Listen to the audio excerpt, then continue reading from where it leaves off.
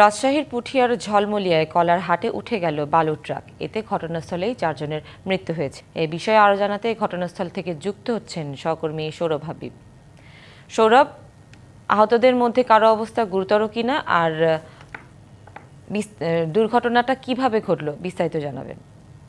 সুনন্দা, আহতদের মধ্যে রায়হান নামের একজনের অবস্থা খুবই গুরুতর, কারণ তার 2 পা এবং একটি হাত বিচ্ছিন্ন হয়ে গেছে এই ঘটনায়, এবং তাকে রাজশাহী মেডিকেল কলেজ হাসপাতালে ভর্তি করা হয়েছে এবং তার অবস্থা আশঙ্কাজনক বলে আমাদেরকে জানিয়েছেন রাজশাহী মেডিকেল কলেজ হাসপাতালের মুখপাত্র ডাক্তার শঙ্করকে বিশ্বাস। তিনি বলেছেন তার অবস্থা খুবই আশঙ্কাজনক, যেহেতু তার 2টি পা এবং একটি হাতই বিচ্ছিন্ন হয়ে গেছে। এবং এই ঘটনাস্থলটি কিন্তু এখানেই কিন্তু আজ সকাল 7:30টার দিকে এই দুর্ঘটনাটি ঘটে, এবং এই দুর্ঘটনায় হঠাৎ করে একটি ট্রাক, যে ট্রাকটি রাজশাহী থেকে নাটোরের দিকে যাচ্ছিল, এই ট্রাকটি হঠাৎ করে এই যে রাস্তার পাশে যে একটি কলার হাট বসে, এটি অনেক বড় একটি কলার হাট। এই অঞ্চলের যত কলা উৎপাদন হয় সবাই এখানে বিক্রি করতে আসে কলাগুলো, এবং এই কলার হাটে যারা বেচাকেনা চলছিল ঠিক ওই সময় কিন্তু কলার হাটে দ্রুত গতির বালুবাহী ট্রাকটি কিন্তু ঢুকে যায়, এবং ঢুকে গেলে ঘটনাস্থলেই 4 জন মারা গেছে। এবং এই নিহতদের মধ্যে রয়েছে সিয়াম, 15 বছর বয়স, তার বাড়ি নাটোর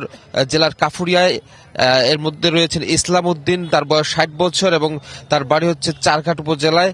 রয়েছেন সেন্টু, তার বাড়ি বাগাতিপাড়া নাটোরের তিনি, এবং মুনকের নামের একজন মারা গেছেন, তার বাড়ি নাটোর জেলার পাইকপাড়ায়।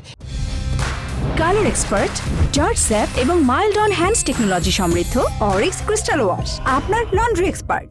এবং যিনি আহত বলছিলাম রায়হান, তার বাড়ি খুঁটিপাড়া এলাকায় তার বাড়ি, এবং এখানকার যারা প্রত্যক্ষদর্শী ছিলেন তাদের কাছে আমরা একটু জানবো যে কিভাবে দুর্ঘটনাটি ঘটলো, একটু জানাবেন। আচ্ছা, আসসালামু আলাইকুম। দুর্ঘটনাটা জানি না, তবে সেটাকে আমরা যখন আইছি তখন দেখছিলাম যে গাড়িটা উল্টে গেছে এবং ওর তলে মানুষ কিছুটা আছে, চাপা লেগে গেছে, মানুষের ঘিলু টুলু বাইরে হয়ে গেছে। এগুলো আমরা বালু টালু উঠাইয়া দিই, পরে গাড়িতে ফায়ার সার্ভিসের গাড়ি এসে এটাকে বাইর করছে। আর স্থলে আমরা 5 জনকে দেখছিলাম। এখন কোথায় আছে এই যারা আহত নিহত হয়েছেন? বা আহত যারা হয়েছে তারা মেডিকেলে আছে, আর নিহত যারা শনাক্ত হয়েছে তাদেরকে পাঠিয়ে দিয়েছে। এই যে দুর্ঘটনা ঘটছে এই সব মহাসড়কের পাশে হাট বসার কারণেই কি এমন দুর্ঘটনা ঘটছে কিনা? হ্যাঁ, অবশ্যই হাট রাস্তার পাশে হাট বসার কারণেই তো এগুলি হচ্ছে। একটু ভিতরে হইলে তো এই দশা হতো না। এটা হাওয়ার রোডের উপর দিয়ে বাজার কিন্তু বসে, এটা কলার বাজার উপরে, রাস্তার উপর দিয়ে কলার বাজার বসায়, যার কারণে এই অবস্থাটা।